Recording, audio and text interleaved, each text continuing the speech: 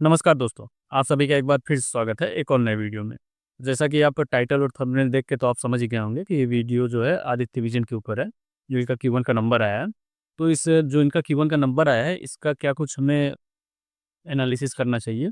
Business इसका किस direction में जा रहा है, फ्यूचर में क्या कुछ ग्रोथ आ सकता है, तो हमें इस बिज़नेस से क्या कुछ एक्सपेक्टेशन रखनी चाहिए फ्यूचर में, वो सब पे मैं बात करूँगा।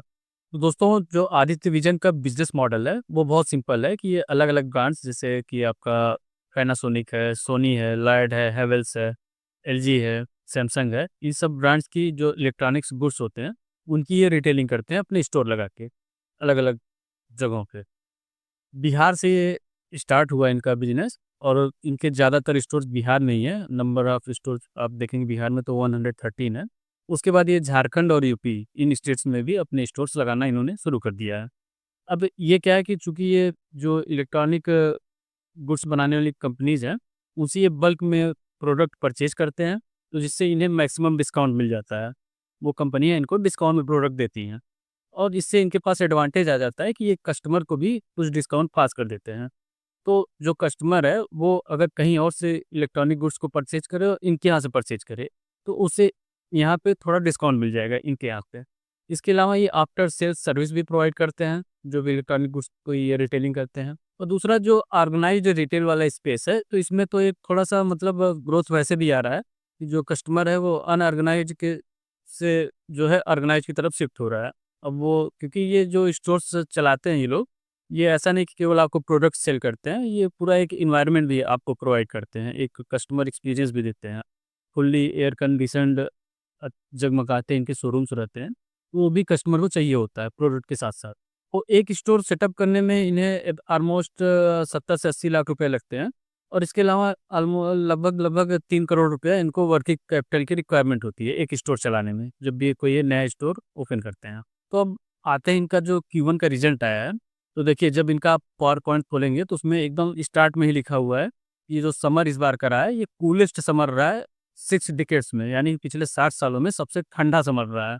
मतलब जो गर्मी थी इस बार वो गर्म नहीं हो पाई बल्कि ठंडी रही। माने एक एसी के सेक्टर में क्या हो रहा है, जो एसी कंपनीज़ के कम एसी मैन्युफैक्चरिंग वाली, एसी रिटेलिंग वाली कंपनीज़ है, उस पूरे सेक्टर में क्या हो रहा है, इसमें मैंने एक वीडियो भी बनाया था अलग से। तो उसमें भी मैंने इस बात को पॉइंट आउट किया था कि लास्ट ईयर गर्मी बहुत ज़्यादा थी, तो लास्ट ईयर जो एसी बनाने वाली कंपनियाँ थी, उनकी सेल्स अच्छी आई, एसी की रिटेलिंग करने वाली, उनकी सेल्स अच्छी आई।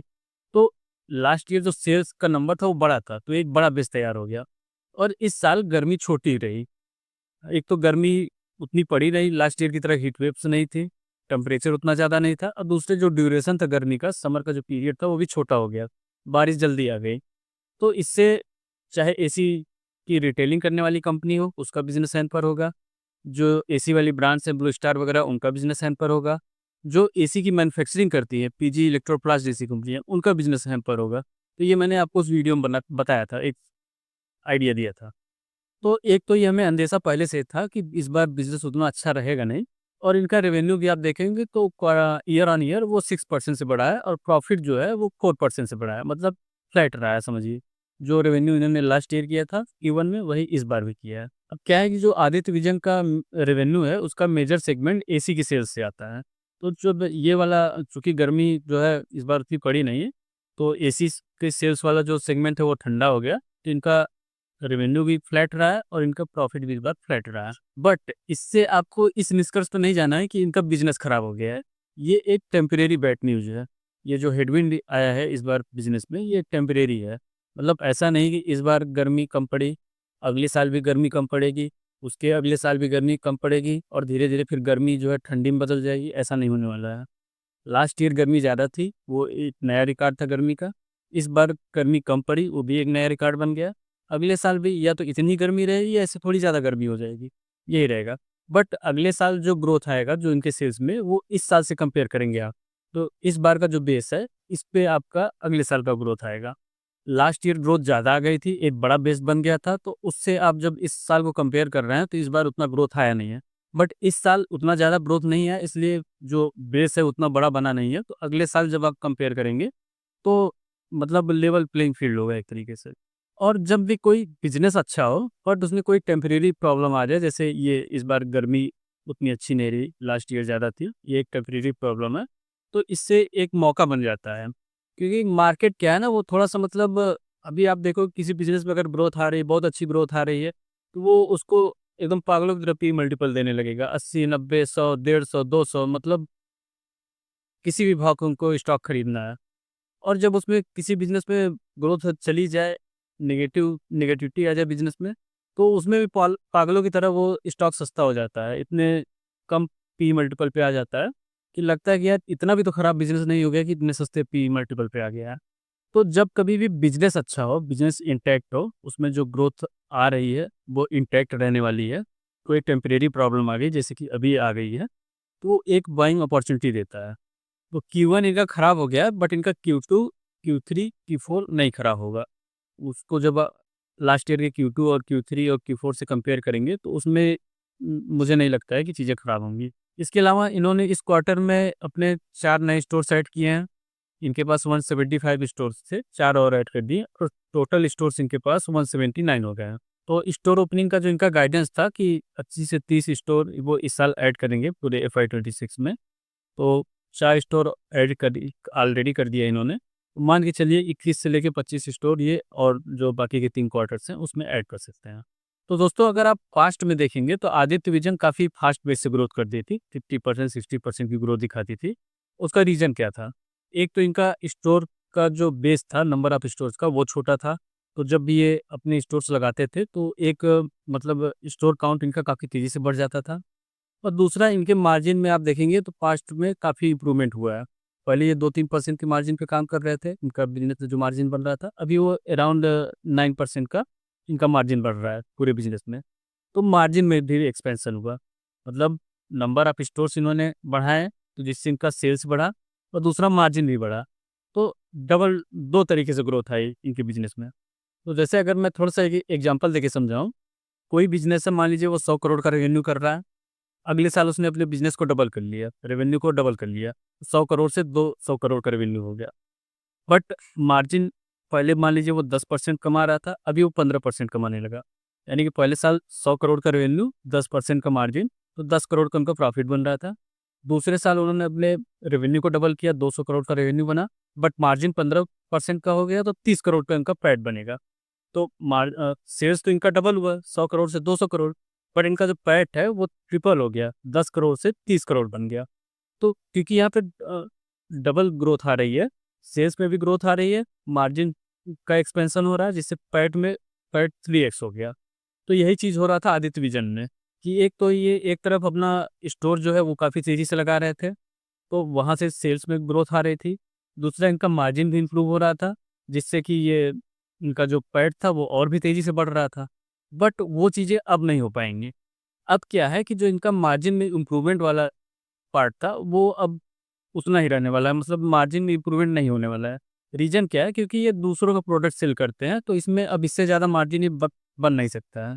इससे ज़्यादा मार्जिन तभी बनेगा जब इनका खुद का इन हाउस कोई ब्रांड ये लॉन्च कर दें। खुद का खुद के एक ब्रांड के साथ अपना खुद का AC, washing machine, fridge, refrigerator, TV ये सब उसकी जो है रिटेलिंग करना शुरू कर दें, तो वो वाले सेगमेंट में इनको ज़्यादा मार्जिन बनेगा। बट दूसरे के ब्रांड को आप सेल करके उसमें आप ज़्यादा मार्जिन नहीं बना सकते हैं। तो वहाँ पे इनका मार्जिन इतना ही रहने वाला है। तो मार्जिन से जो इनकी ग्रोथ आ रही थी बिज़नेस में, वो नहीं आएगी। अब इनके बिज़नेस में ग्रोथ आएगी केवल इनका जो रेवेन्यू वाला पार्ट है, जो इनके सेल्स में ग्रोथ आएगी। अब इनके अगर सेल्स वाले पार्ट को देखें, तो 175 स्टोर था इनके पास FY 25 में।